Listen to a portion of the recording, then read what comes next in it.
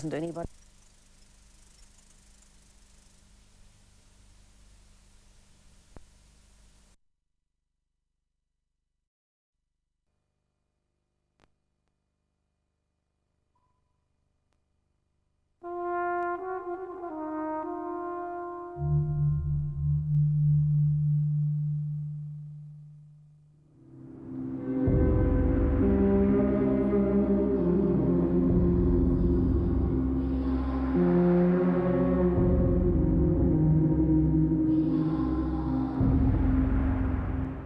These children have been used as instruments of war and terror.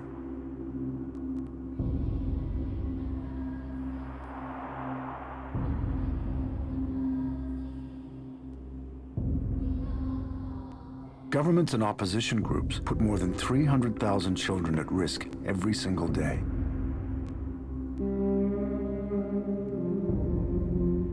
Despite the United Nations mandate to protect children from such exploitation,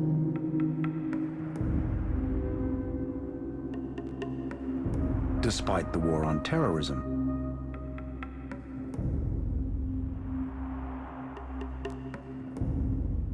they are pawns of war. A unit of the Sudan People's Liberation Army sends children to fight with the Sudanese army.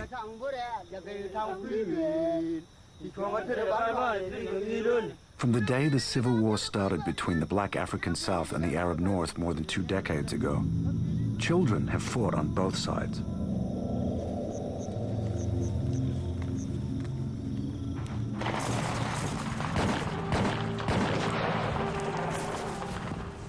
A child is very malleable, very impressionable. You can, by and large, fashion a child into a ruthless, unquestioning instrument of violence. Kitgum is probably the most dangerous place on earth to be a child.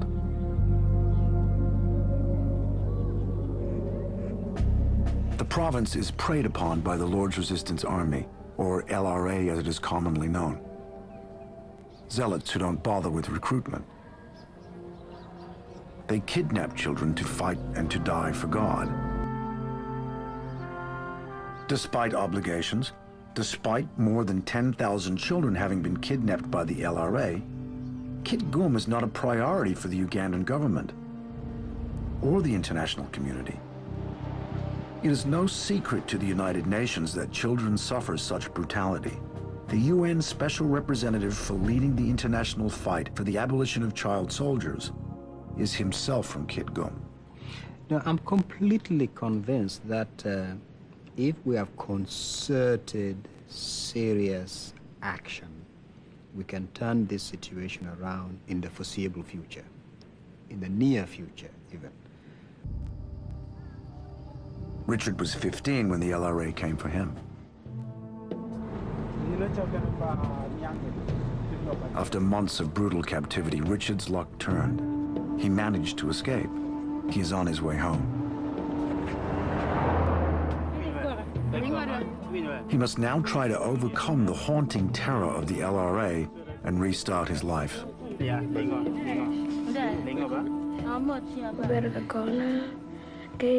Tin more time tim kuma ke rain ten by move gun a car ma pan go to gun and a pair marang to bear go away to I mine where am joy down a daughter with there go away you to joy get down mine.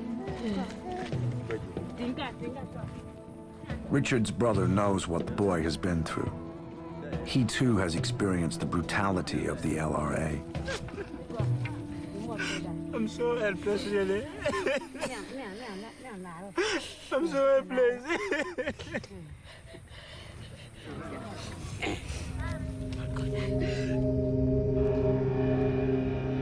Boys are not the only targets. In many conflicts, girls have the toughest time. They are used as soldiers and as sex slaves. Some of the worst atrocities we've seen in situations of conflict are atrocities committed precisely by very young people because they don't know fully what they are doing. A new day in the southern Sudan. There will be reveille in at least 30 nations around the world today for children who soldier. The best is to prevent children being recruited in the first instance, which is why the importance of the standards, the norms, the protocol, and pressure to bring to bear on parties in conflict so they would not recruit children in the first instance. So that is the first line of this struggle. And then, of course, the second stage is if, God forbid, they are already recruited, they are within these fighting groups to seek their release, to seek their demobilization from within the fighting groups. Huh? And then the third stage of tackling this, on which we need to put a good deal more emphasis, is what to do with the ex-child soldiers. I mean, if you take a place like Colombia or Sierra Leone or Sudan or Sri Lanka, you know, where is a very significant incidence of the use of children as child soldiers. If the insurgency groups in those countries decided tomorrow, as a result of the pressure we are bringing on them, to release all the child soldiers within their ranks, do we in fact have the capacity on the ground to receive them and to take care of them, to rehabilitate them? The fact is we don't. The capacity on the ground remains very meager.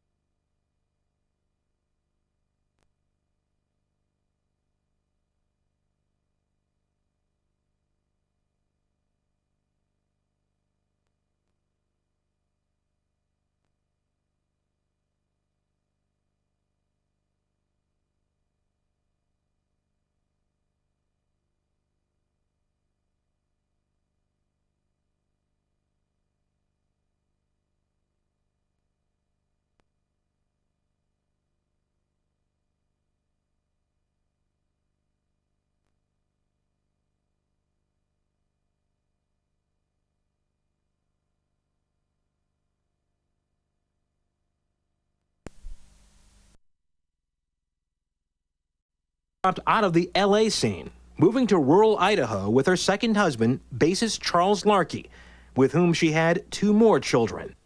I didn't pay any attention to all of the Really? You didn't pay any attention to it at all? No, Really? I didn't. I really didn't want to know about it. How I keep myself grounded, that has been my priority.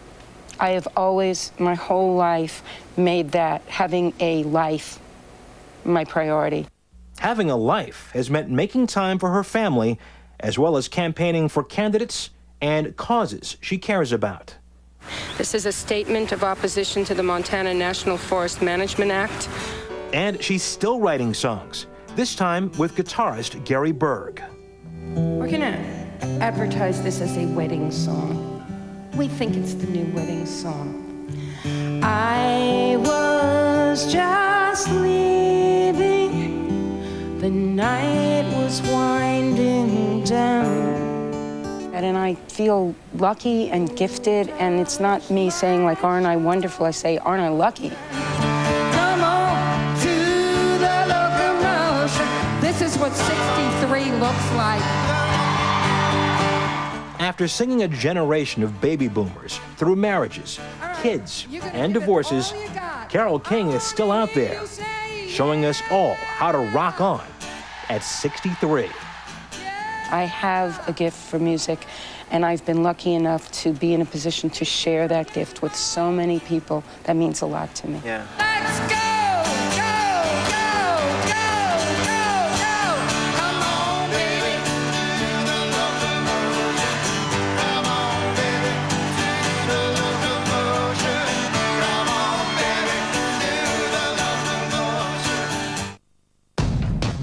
handing too many of these celebrity cases off to the DA with less than compelling evidence.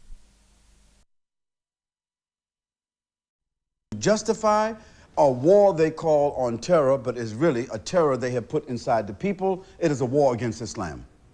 And he's waded right into one of the most divisive issues between the Muslim community and the federal government, September the 11th. There's been no evidence that has surfaced, no bona fide, irrevocable, irrefutable evidence that